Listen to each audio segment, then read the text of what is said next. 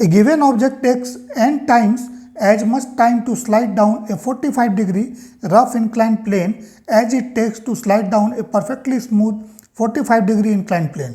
Find the coefficient of kinetic friction between the object and inclined plane. ठीक है, सो कोई एक ऑब्जेक्ट है जो कि इंक्लाइन प्लेन पर स्लाइड करने में means top to bottom slide करने में जितना टाइम लेता है उसका n टाइम्स टाइम लगता है, जबकि इंक्लाइन प्लेन आपका रफ होता है। ठीक है, सो मान लेते हैं सबसे पहले कि ये जो इंक्लाइन सरफेस है डेट इज स्मूथ। ठीक है, स्मूथ है।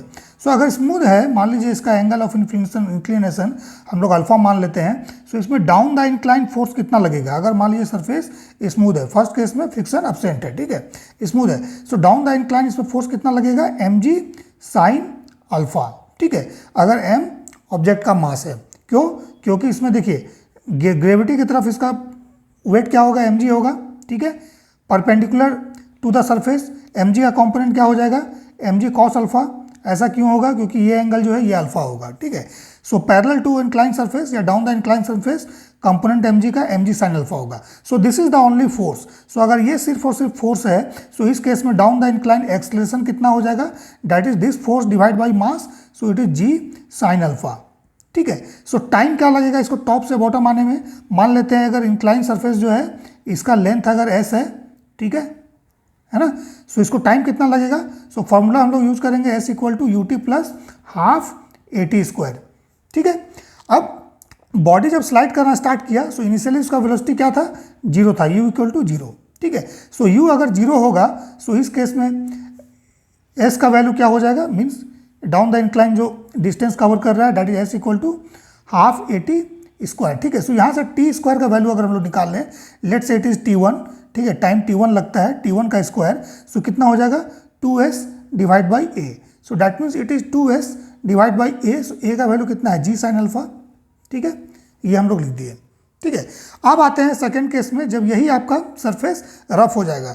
सो अगर सरफेस रफ हो गया, सो इस केस में डाउन द इंक्लाइन क्या होगा? mg साइन अल्फा फोर्स लगेगा। ठीक है, और फ्रिक्शन फोर्स क्या करेगा? इसको अपोज करेगा बैकवर्ड डायरेक्शन में, अपवर्ड डायरेक्शन में। सो इस फ्रिक्शन फोर्स का वैल्यू होगा म्यू इंटू एन। ठीक है, सो एन का वैल्यू क्या होगा? So that is the normal reaction. ठीक है, इस सरफेस पर जितना नॉर्मल रिएक्शन लगेगा, सो इस एन का वैल्यू क्या होगा? mg कॉस अल्फा के बराबर होगा। सो दैट मीन्स जो फ्रिक्शन फोर्स है that is equal to mu N, ये क्या हो जाएगा? Mu mg cos alpha. ठीक है, so down the incline force कितना हो जाएगा इस केस में? Down the incline force, so that is F equal to mg sine alpha. ठीक है, minus mu mg cos alpha.